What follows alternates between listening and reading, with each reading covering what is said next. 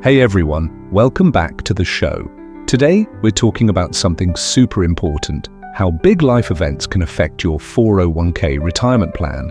Now I know 401k sounds kind of boring or complicated, but stick with me.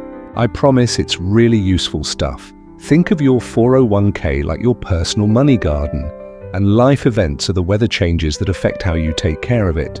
All right, let's jump right in. So, what are these life events? Basically, they're major changes in your life that make you want to check in on your benefits. When something big happens, like getting married or having a baby, it's time to review your 401k and maybe update who you want to get your money if something happens to you. Let me walk you through some of the most common life events and what they mean for your 401k. Marriage, getting married? Congrats! Here's the deal. With your 401k, your new spouse automatically becomes the beneficiary. That means if you pass away, your spouse will get the money in your account, even if you had someone else listed before. If you want to name someone else, your spouse has to agree and sign a special consent form, kind of like a notarized permission slip. Oh, and this applies equally to same-sex marriages, so your spouse is protected no matter what. Birth or adoption, adding a new family member? That's awesome! When you have a baby or adopt, it's a good idea to check your beneficiary choices. You might want to add your child as a secondary beneficiary. That means they get the money if the first person you named can't. If you want your child to be the primary beneficiary, there's a little extra step. Someone needs to be appointed to manage the money until your child is old enough. And sometimes, your spouse might have to give permission for this too. Leaving your job. If you leave your job, your 401k contributions stop. No more money coming in from your paycheck.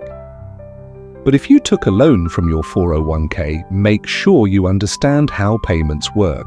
If you don't keep paying, the loan might be considered a withdrawal and you could owe taxes on it. You can usually take a final payout when you leave, but watch out.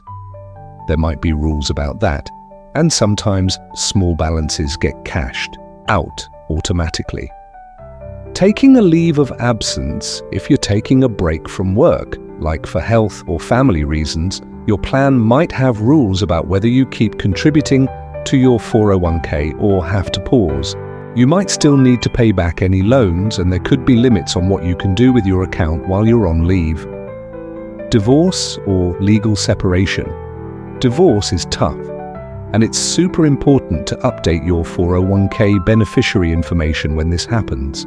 Usually you can change beneficiaries without your spouse's permission after separation. There's something called a QDRO, which is a court order that splits your 401k between you and your ex. Until that's done, your account is basically frozen. You can't take money out. Disability. If you become disabled, your plan might have special rules for you, like whether your contributions continue, what happens with loans, or if you can take withdrawals. It depends on your plan, so check the details. Important ages.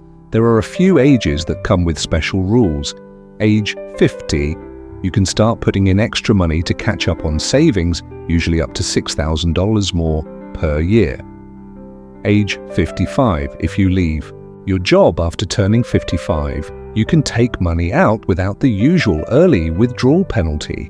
Age 59, 12. Now you can withdraw money without penalty, even if you're still working.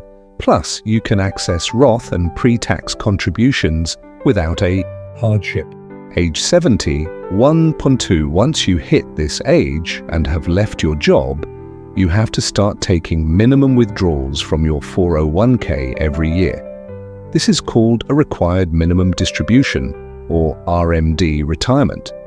When you retire and leave your job, good news, your 401k becomes fully yours. No matter what the rules were before, you now own 100% of the money. Death.